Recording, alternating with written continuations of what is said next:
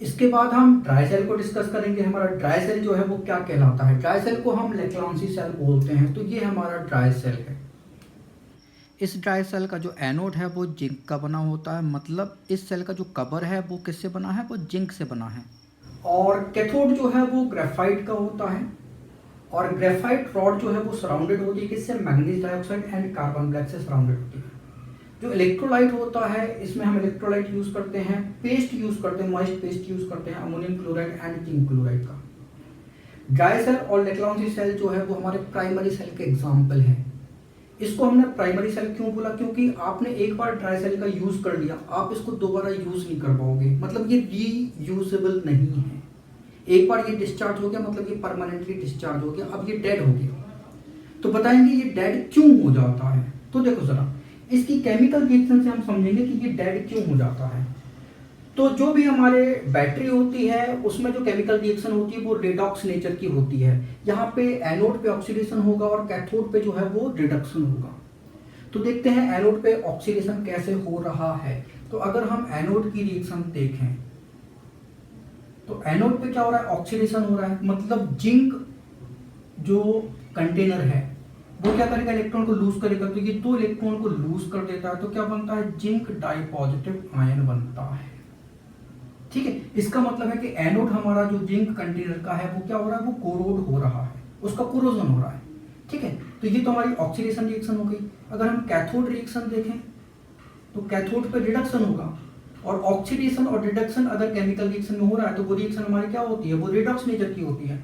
तो देखो जरा, कैथोड पे क्या होता है, ये जो हमारा मैग्नीज डाइऑक्साइड है ये जो है वो क्या होगा, रिड्यूस होगा। कैसे रिड्यूस होगा, देखो जरा, ये जिंक डाई पॉजिटिव बना, जिंक मेटल ने दो इलेक्ट्रॉन को लूज किए तो जिंक डाई पॉजिटिव बना। जिंक डाई पॉजिटिव कहाँ आएगा, ये सॉल्यूशन में आएगा, इलेक्ट्रोलाइट में आएगा। ये क्या करेगा, जिंक डाई पॉजिटिव जो है वो क्या करता है, NH4Cl से रिएक्ट करता है, क्या बनाता है, जिंक क्लोराइड बन जाता है और NH4 पॉजिटिव आयन बनता है, अमोनियम आयन बनता है।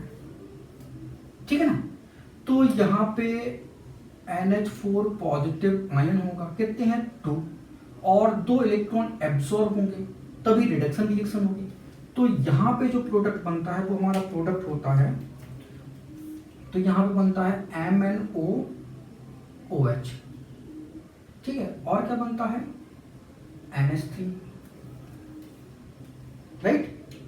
तो यहाँ पे मैग्नीज जो है वो +4 में था, अब मैग्नीज जो है वो कितना हो गया, +3 में हो गया, मतलब यहाँ पे रिडक्शन हो गया। जिंक यहाँ 0 में था, जिंक +2 में चला गया, मतलब यहाँ पे ऑक्सीडेशन हो गया।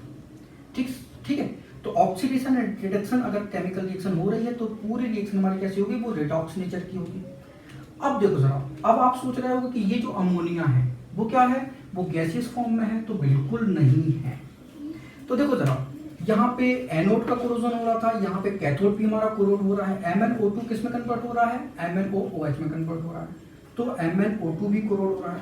अब इलेक्ट्रोलाइट देखो क्या हो रहा है, इलेक्ट्रोलाइट में ये जो हमारा जिंक क्लोराइड है ये क्या हो रहा है, 4 अमोनिया से रिएक्ट करके क्या बना रहा है, कॉम्प्लेक्स कंपाउंड का फॉर्मेशन कर रहा है। तो ZnNH3 और ये Cl2 है।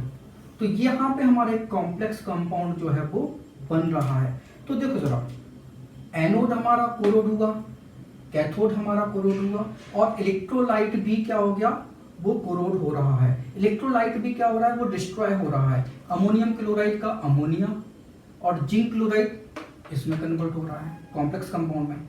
तो जब एनोड का कोरोजन हो रहा है, कैथोड का कोरोजन हो रहा है और इलेक्ट्रोलाइट भी हमारा डिस्ट्रॉय हो रहा है, तो इसका मतलब है कि एक बार आपने इस सेल से करंट प्रोड्यूस कर लिया और ये सेल जो है वो क्या हो जाएगा, आफ्टर सम टाइम ये डेड हो जाएगा।